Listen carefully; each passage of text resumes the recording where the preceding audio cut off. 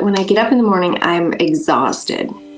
I can't even remember last time I woke up and I felt like I'd had a good night's sleep. You get a decent night's sleep, 7-8 hours, but you still wake up exhausted. Yes. Yeah. Okay.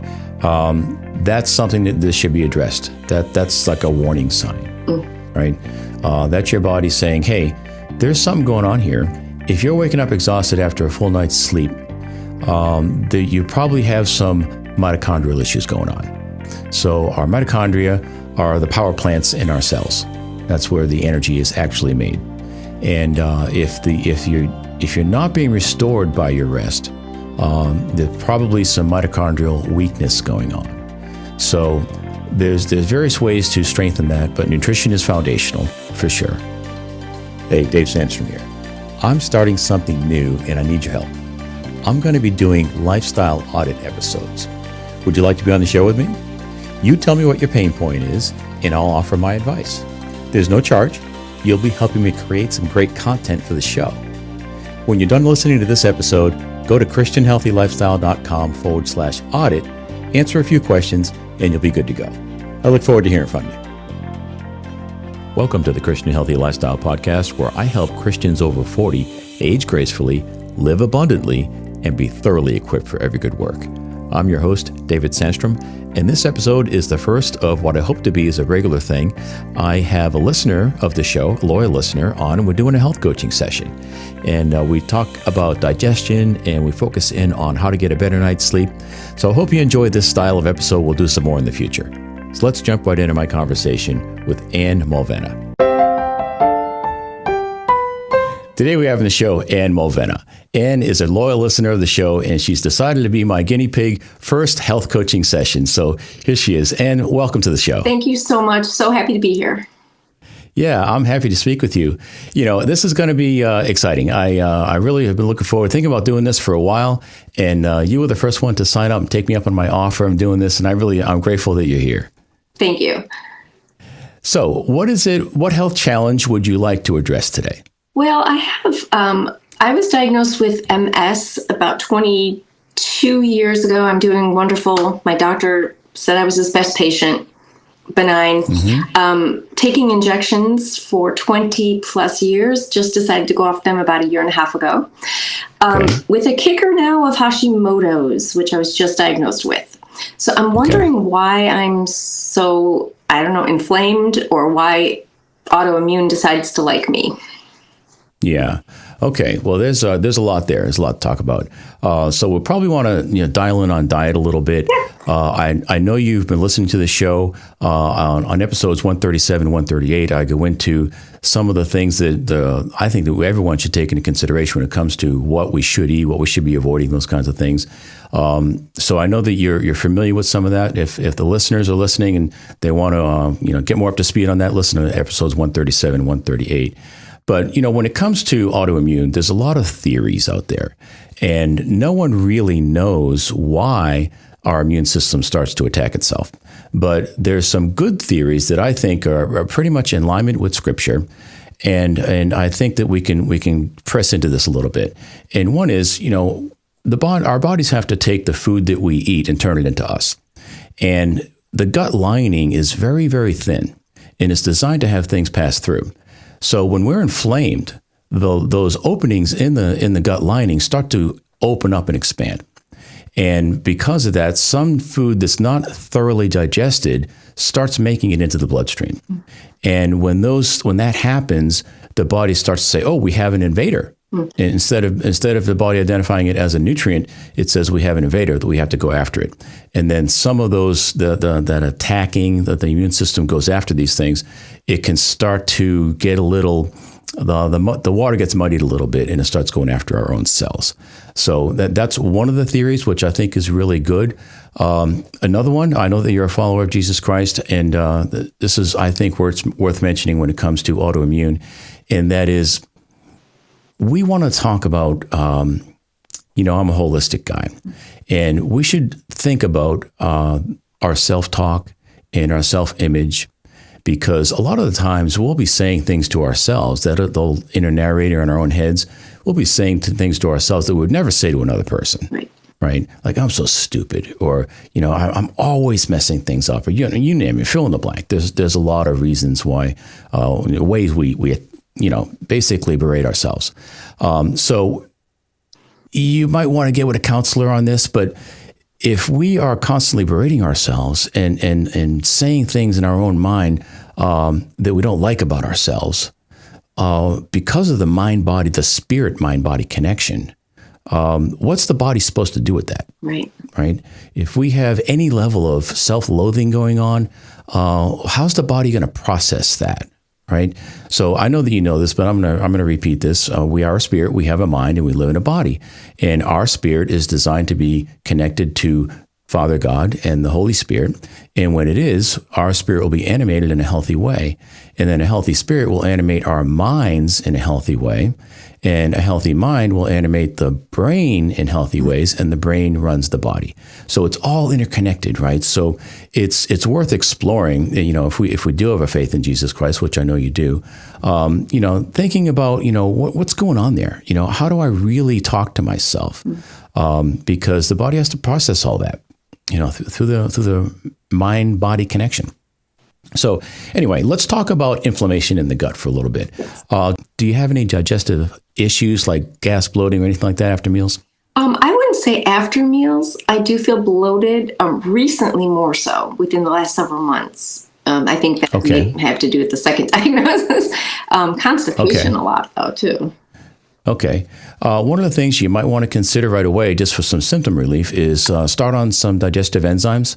I like a company called Thyroid. They have a vegetarian-sourced digestive enzyme, which I like. It's called Thyroid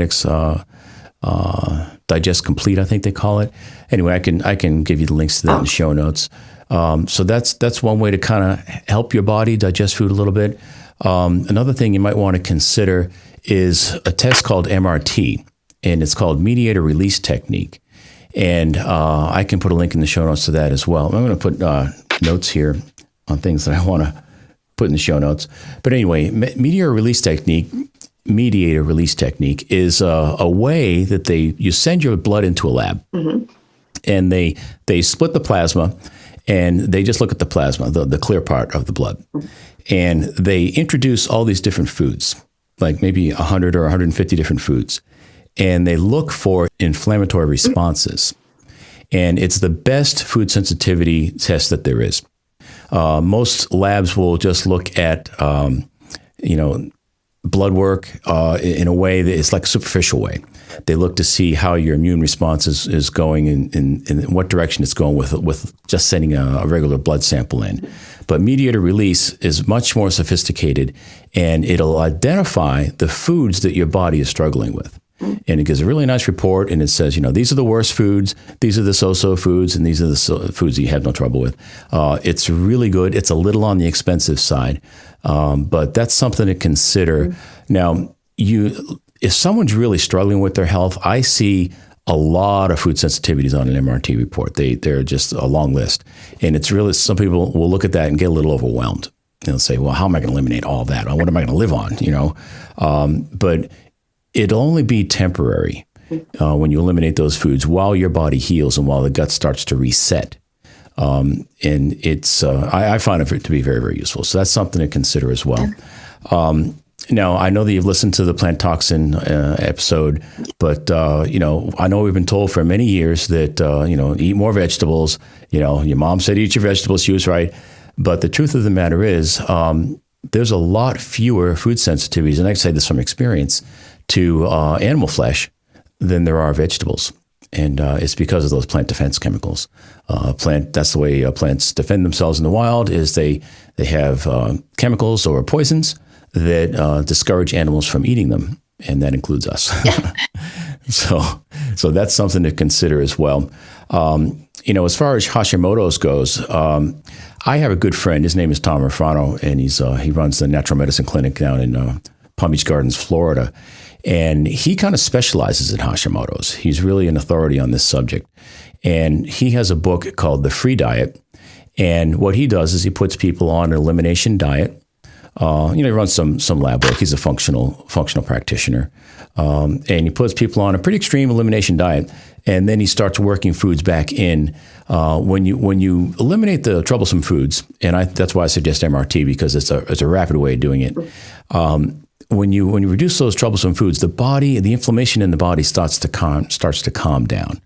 It's kind of like a lake that's really rough with wind, and the wind dies down. It takes a little while for that water to go smooth again. Right. And it's the same is true with our bodies. We want them to just kind of get to that smooth, glassy water point, and then we can start reintroducing foods one at a time to see which ones are really giving us trouble. That's something to think about. Well, I'll put a link to his book in the show notes too. This is called The Free Diet. Let's see. Obviously with Hashimoto's, you're going to want to support the thyroid as well.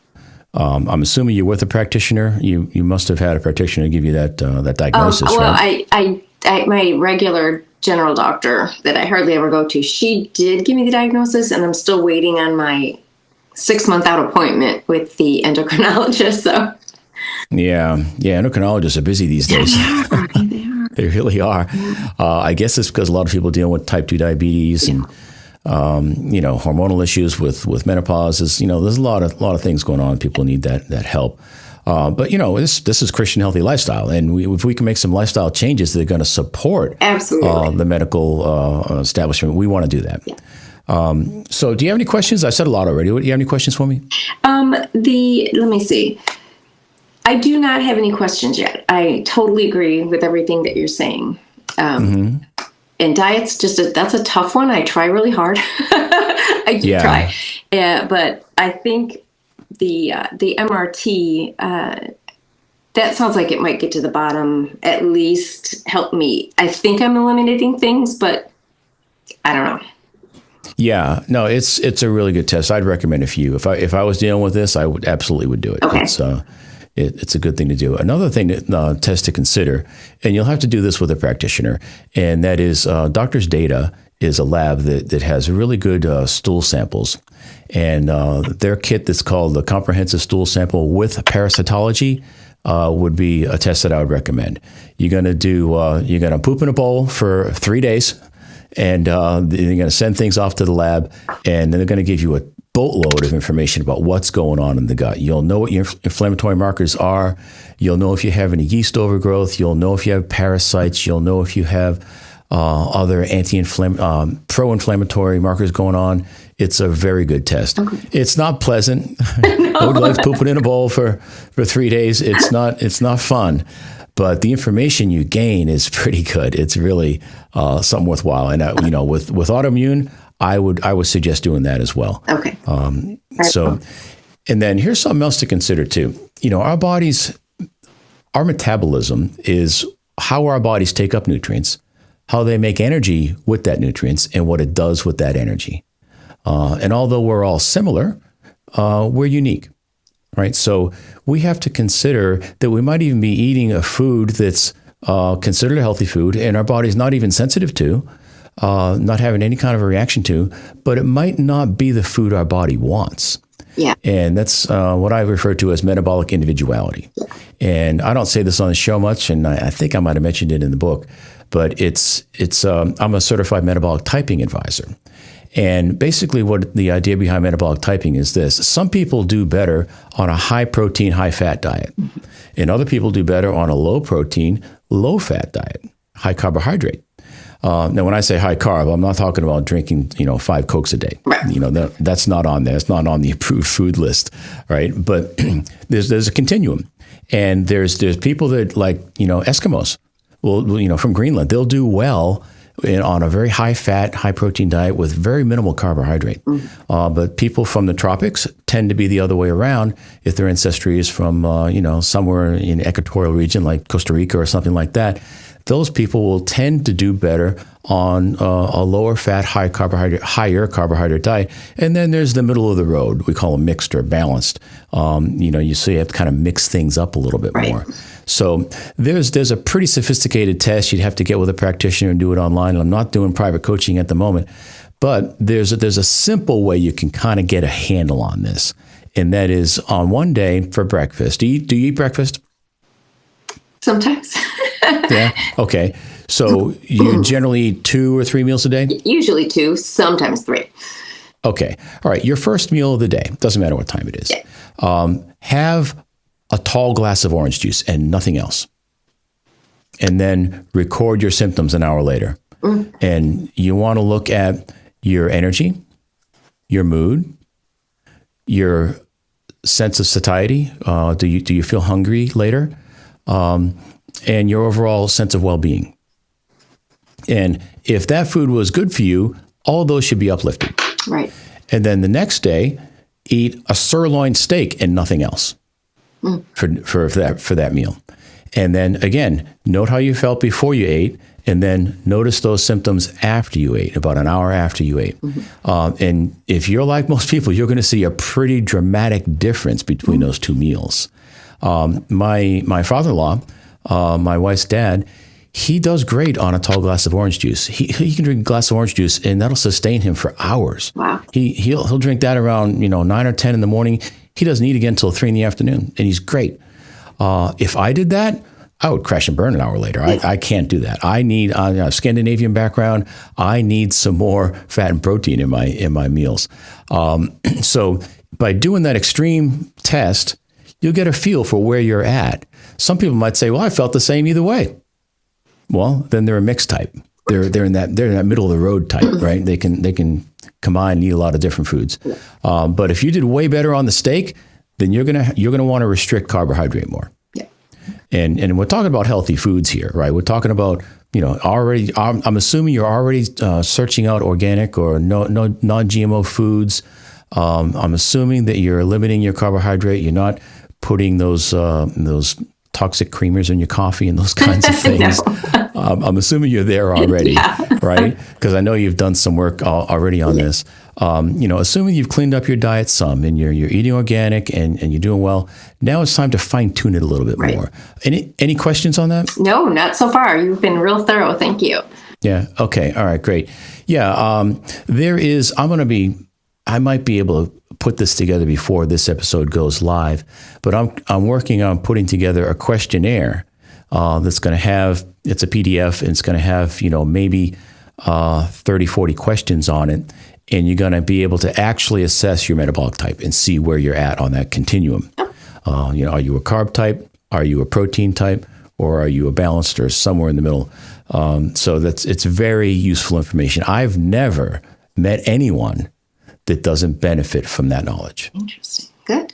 It's really good. Everybody that's a dietitian or a nutritionist, anybody that does any kind of coaching with diet, they all claim that, well, I'm gonna individualize a program for you.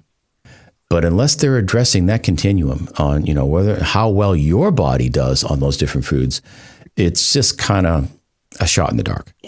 They might get the diet right, and they might not, because even people in the same family, brothers and sisters will have different types. And the way they respond to foods is very, very different, even within families. Okay. I did have one quick question about the MRT. Does that give you the same type of result as an allergy test that they do all the little squares on your back and they shed? Those are horrible, by the way. Horrible. Yeah, but that's uncomfortable. Will it pull up the same information? No, it's different. It is measuring the immune response, but it's doing it in a different way. Okay. And it's looking for the actual cytokines, the stress response in the blood. Okay. So it's kind of targeting the same thing. We want to know what the immune system is doing, but it's doing it in a very different way from the scratch test. Okay. All right. Any other questions? No. Mm-mm.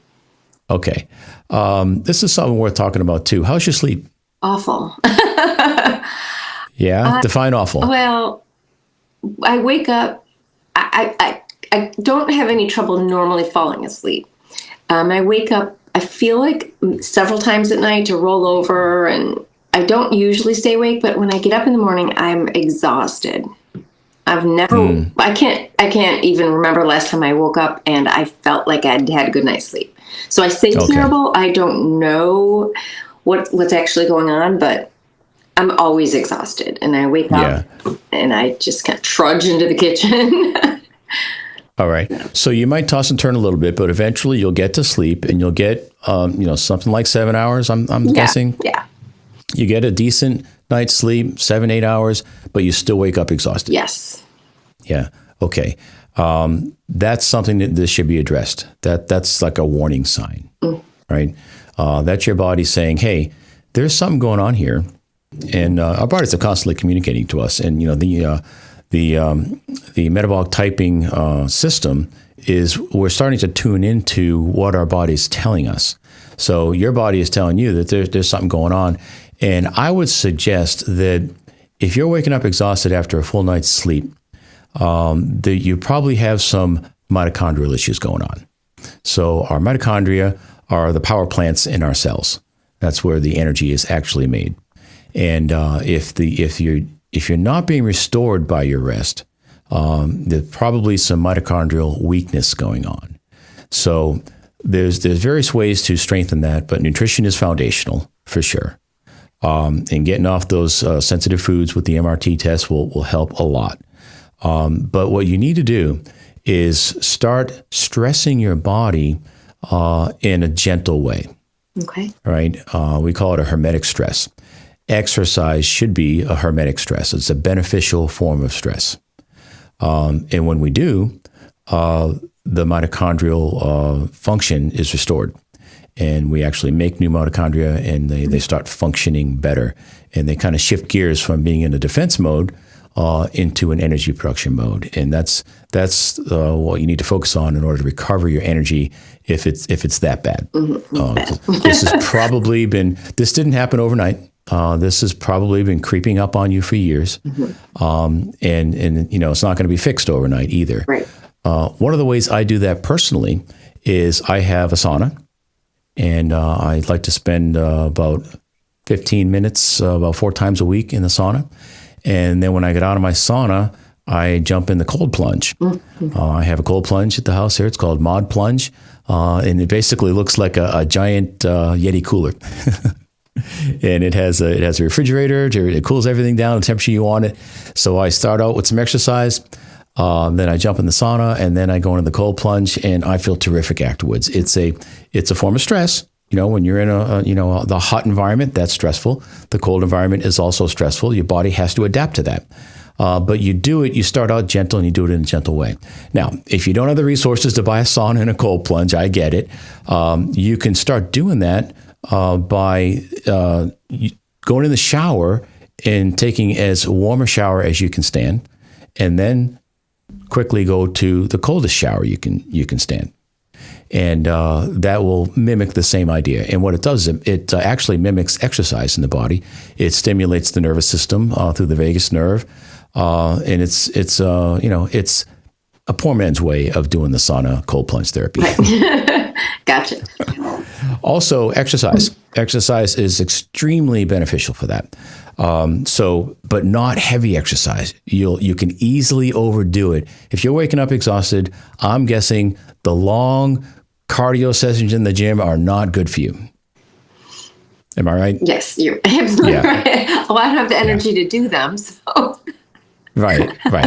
So probably one of the best exercises you could do is walk outdoors. Yeah. Just walk outdoors. And the best time to do that is after a meal. I don't know if you've looked at your blood sugar. Have you had your A1C checked recently?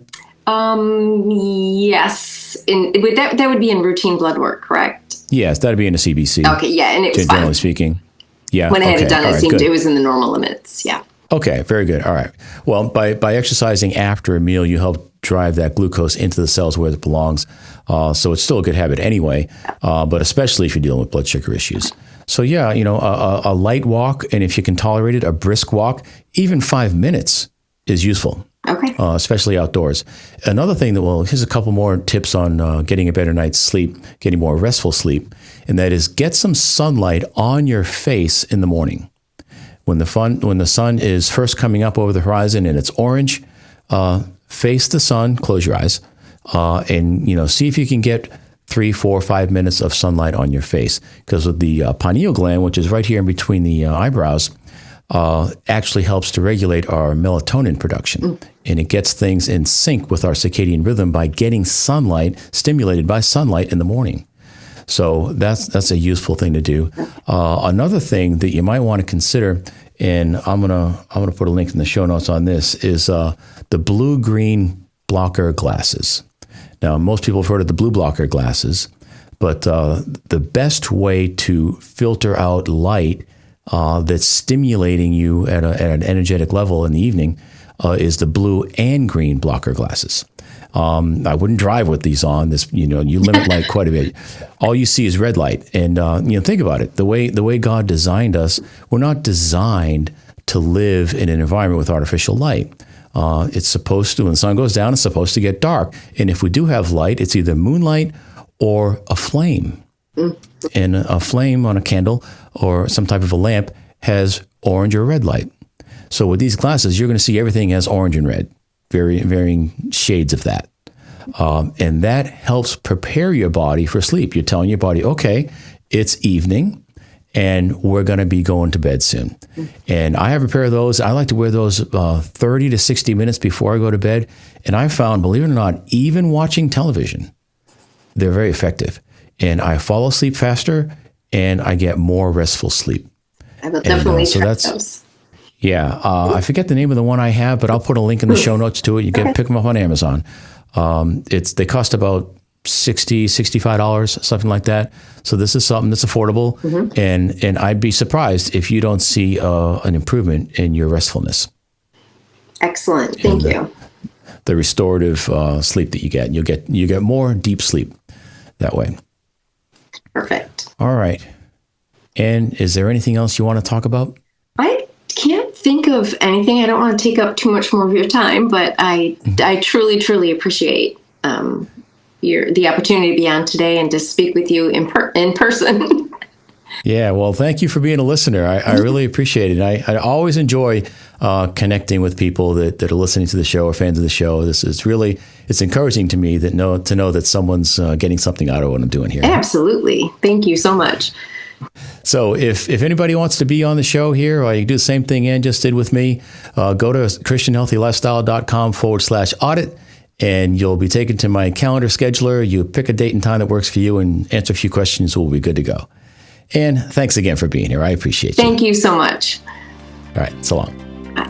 And don't forget, I need your help creating some episodes. I'm looking for people to come on the show with me and do a lifestyle audit. You tell me what your pain point is, and I'll give you my feedback and get you one step closer to experiencing all the health and vitality you're capable of. There's no charge for this. I enjoy interacting with the Natural Nation. It won't be live, so no pressure there. And an added bonus is you'll get a behind-the-scenes look at the Christian Healthy Lifestyle Studio. For a limited time, I'll send you a copy of my book, The Christian's Guide to Holistic Health, as a thank you. Go to my website, christianhealthylifestyle.com/audit, answer a few questions, and you'll be good to go. I look forward to hearing from you. And if you're a regular listener to the show, you know that I've been posting episodes every other week for quite some time now. But I'm happy to announce that based on listener feedback, had a number of requests for some more content. So we're going to be doing episodes every week from this point forward. So thank you for listening. Thank you for being patient and waiting for that to come back. And I'm happy to announce that it's here. We're going to be dropping episodes once a week on Wednesdays. And make sure to listen to the next episode. I'm talking with Marnie Swedberg, and she is a follower of Jesus Christ. She's got a book out called Flow Through Vessel. And we talk about how we can surrender to God's goodness and allow Him to flow through, in and through our lives to impact others in a positive way. It's a great conversation. Don't miss it. That's it for now. I'll talk with you next time. Be blessed.